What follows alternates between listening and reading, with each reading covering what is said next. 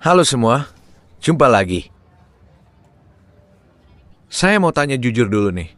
Siapa di antara kita yang kalau masuk tanggal 15 atau tanggal 20, tiap kali buka dompet rasanya kepalanya langsung cenat-cenat? Dompet sudah makin tipis, tapi tanggal muda masih terasa jauh banget. Apalagi sekarang, terasa banget kan ya? Harga beras naik, minyak goreng naik, telur naik, belum lagi anak minta jajan. Rasanya uang gajian atau jatah belanja dari suami itu cuma numpang lewat beberapa hari doang. Habis itu, ya terpaksa ambil jalan pintas, ngutang di warung sebelah, atau pinjam sana-sini dulu buat nutupin kebutuhan dapur. Tapi jujur ya, kita pasti capek kan kalau tiap akhir bulan hidupnya dikejar-kejar bayang-bayang utang. Awal bulan gajian, bukannya senang, uangnya malah cuma habis buat bayar utang bulan lalu. Muter terus kayak gitu, kagak ada habisnya. Nah, di video kali ini, kita mau ngobrol santai tapi penting banget. Kita akan bahas gimana caranya mengatur uang belanja pas-pasan, supaya dapur tetap ngebul, anak-anak tetap makan enak, dan kita bisa bebas dari hutang sebelum akhir bulan. Masalahnya seringkali bukan cuma karena uangnya kurang besar, tapi karena ada bocor halus yang kagak kita sadari. Kuncinya cuma satu, bukan seberapa besar uangnya, tapi seberapa jelas pembagiannya. Yuk, kita bahas cara-caranya satu persatu. Langkah 1. Metode amplop tanggal tua. Langkah pertama ini simple banget. Tidak perlu pakai aplikasi HP yang rumit-rumit, tidak perlu pusing hitung rumit di komputer. Kita pakai cara klasik tapi paling ampuh. Sistem amplop. Begitu pegang uang gaji atau dapat jatah belanja dari suami, stop dulu. Jangan langsung dipakai belanja atau jajankan. Ambil 3 buah amplop polos, lalu tulis di depannya, amplop pertama, tagihan wajib. Ini isinya uang buat bayar listrik, air, kontrakan, cicilan kalau ada, dan beras buat sebulan. Begitu terima uang, langsung sisihkan dan simpan di amplop ini. Jangan pernah diotak-atik buat kebutuhan lain, apapun alasannya. Ini ibarat pondasi rumah kita. Amplop kedua, uang belanja harian dan mingguan. Ini buat beli sayur, lauk, bumbu dapur, dan sabun mandi. Amplop ketiga, dana dadakan dan jajan anak. Ini buat uang KSRT, beli obat kalau ada yang demam, atau jajan anak yang terkontrol. Nah, rahasia paling penting ada di amplop kedua. Jangan pegang uang belanja sekaligus buat sebulan. Caranya, bagi uang belanja itu jadi 4 bagian, masukkan ke 4 amplop kecil. Minggu ke-1 sampai minggu ke-4.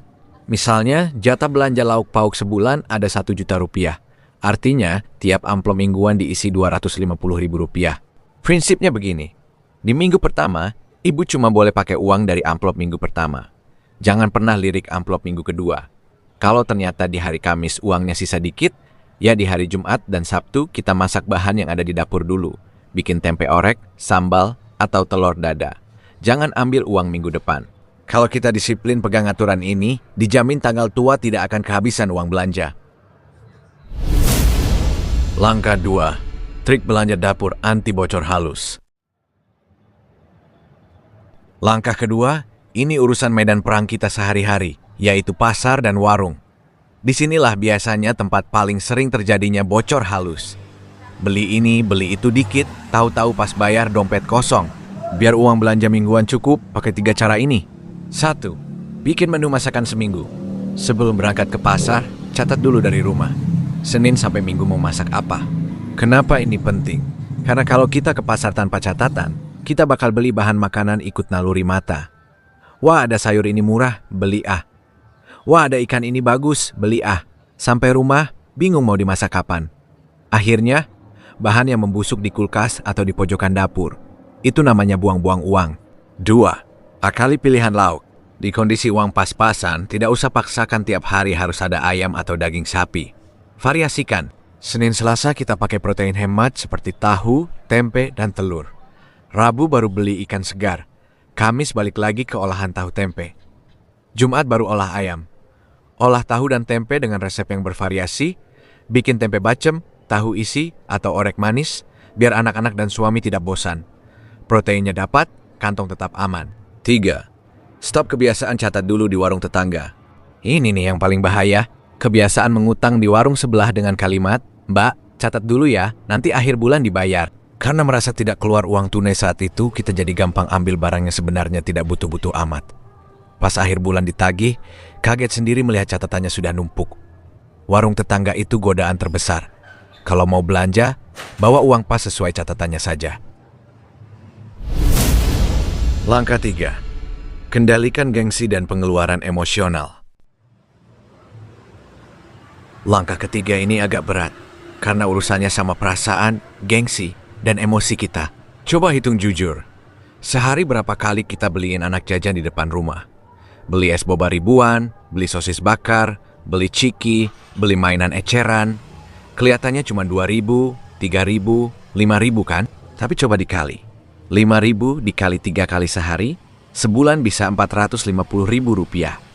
Uang hampir setengah juta habis cuma buat jajan eceran yang bikin anak kenyang tidak, sehat pun tidak. Bukan berarti anak tidak boleh jajan sama sekali.